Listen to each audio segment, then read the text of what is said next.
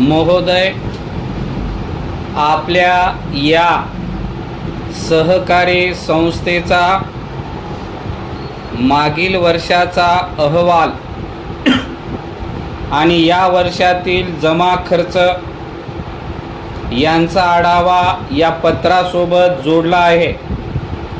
तसेच मागील वर्षाच्या जमा खर्चाबाबतचे तपशीलवार विवरण आपणास यापूर्वीच पाठविण्यात आलेले आहे।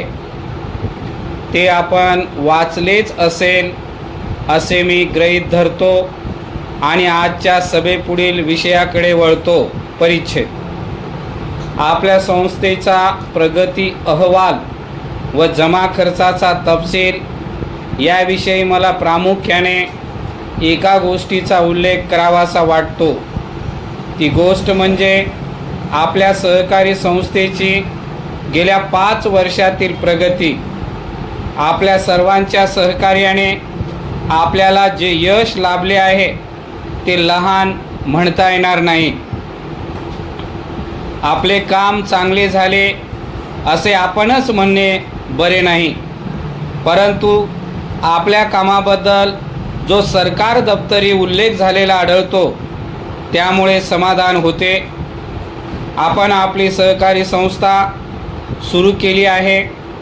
ही संस्था सहकारी तत्वावर सभासदांनी आपली जमीन विकत घेणे, त्या जमिनीचे योग्य मूल्यमापन करून लेआउट तयार करणे आणि प्लॉट प्रत्येकाच्या मनाप्रमाणे वाटून घेणे आणि त्यावरील घरे बांधण्यासाठी टेंडर वगैरे बोलावून घरांची बांधकामे चांगली करून घेणे वगैरे अनेक समस्या होत्या।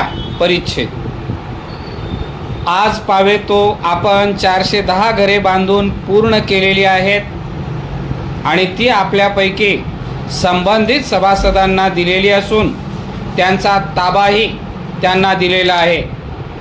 काही लोक आपल्या कुटुंबासमवेत स्वतःच्या वास्तूत राहावयास देखील गेलेले आहेत आणि या आपण बांधलेल्या घरांना आता वसाहतीचे स्वरूप आलेले आहे।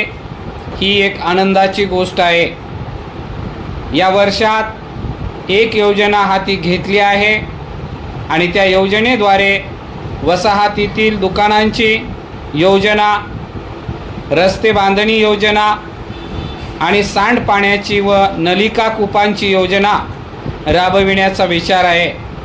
या सर्व गोष्टी झाल्या की आपली ही वसाहत अद्ययावत होऊन मग ती फक्त गृहनिर्माण संस्थाच राहणार नाही, तर आपण सहकारी तत्वावर आणखीन काही वसाहतीच्या कल्याणाच्या आणि सोयीबाबत लक्ष देऊ शकू आणि पुढेही प्रगती करू शकू असा मला विश्वास वाटतो। याशिवाय सहकारी तत्वावर चालणारे एखादे सहकारी भांडार देखील या वसाहतीमध्ये चालविण्याचा आमचा विचार आहे आणि त्या पाठोपाठ एखादी सहकारी पतपेढी आणि मनोरंजनासाठी एखादी जागा निश्चित करणे शक्य होईल।